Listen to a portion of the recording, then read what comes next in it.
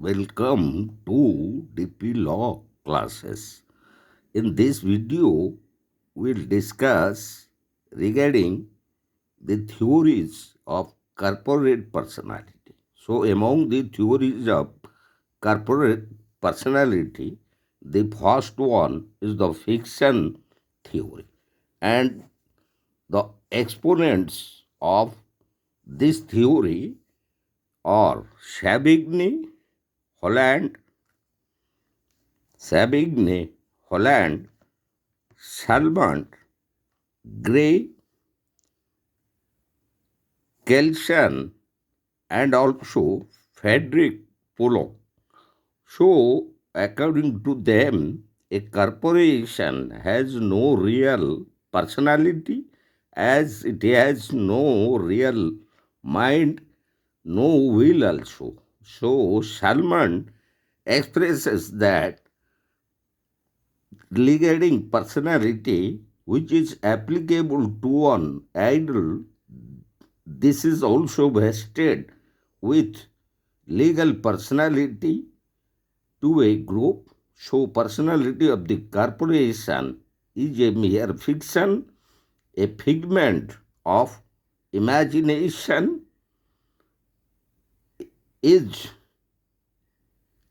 a figment of imagination. To Professor Gray, corporate personality is only an abstraction of law. So also Hans Kelsen also expressed that it is a convenient peg, a fictitious will, a will attributed to it by law, and a fictitious will cannot commit a crime or even a tort. But legal personality of a corporation is nothing more than the outcome of metaphor and fiction. Even Sir Frederick Pollock has shown that English common law does not favor fiction theory. In spite of the above, it was certain advantages treating groups as persons and not others. Its flexibility and its non political character had its advantages. And if a corporation is to be held fiction, then no corporation can be held liable in tort and crime. But in the leading case, Daimler Company Limited versus Continental Tire and Rubber Company Limited in 1916, corporations have been held guilty. And our next theory regarding corporate personality is the concession theory. And the supporters and exponents of fiction theory are also the propounders of this theory. Juristic personality to a corporation is considered by the state or by law, so unless the state grants its personality, no group has any claim to be recognized as a legal person. So, our next important theory regarding corporate personality is the bracket theory, and Professor Haring is the most important propounder of this theory. So, according to him, members of the corporation,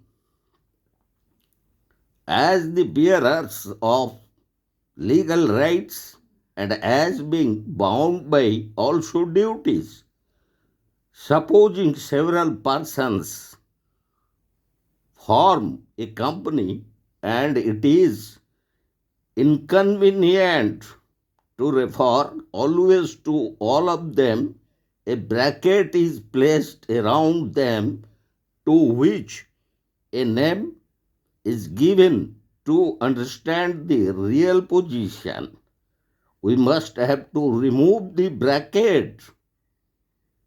So, Professor Patton has criticized, as a main critic, he criticized the theory on the ground that it makes a clear distinction between property rights and duties of corporation on the one hand and the individuals on the other hand. One can hardly make a contract with a bracket.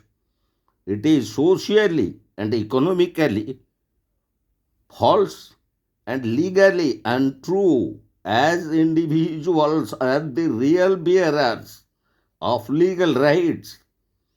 But several decisions made it to ascertain the real state of affairs of the legal entity, and that is the corporation.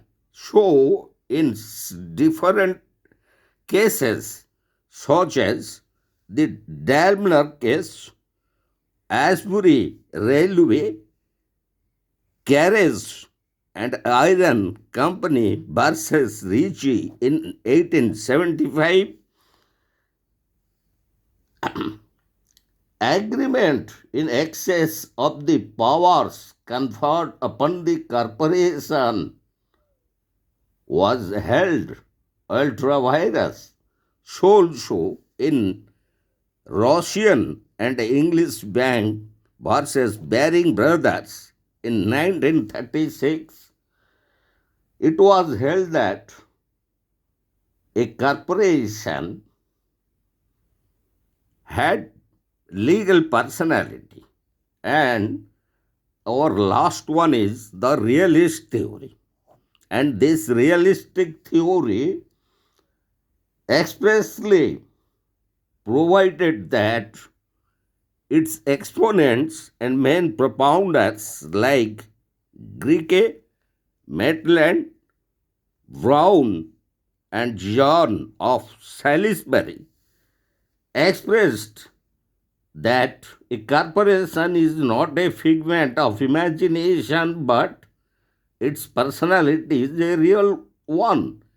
It is no symbol, but a living organism, a real person with body and will of its own, as it possesses greater complexity of parts and represents a higher form of evolution. And regarding that, John of Salisbury expresses about the real personality of a corporation as a prince, as the head, and the senate as the heart, the judges as the ears, eyes, and tongue, and the tax collectors as the intestines, and the workers as the feet. So, according to John Salisbury, corporation is exactly like an organism.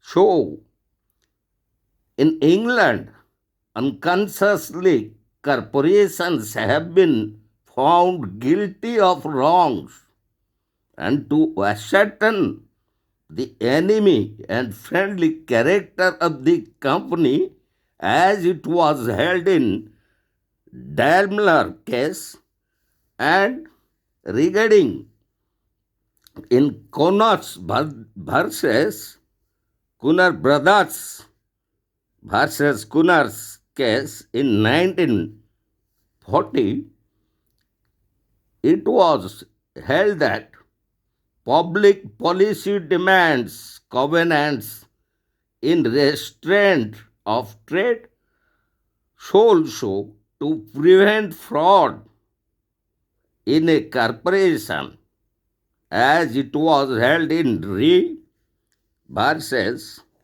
FG Films Limited in 1953.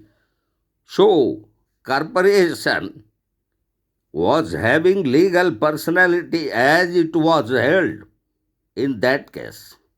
So also in Bank Handel versus Stratford case in 1941, it was held that regarding prevent to evasion of tax and revenue by a corporation.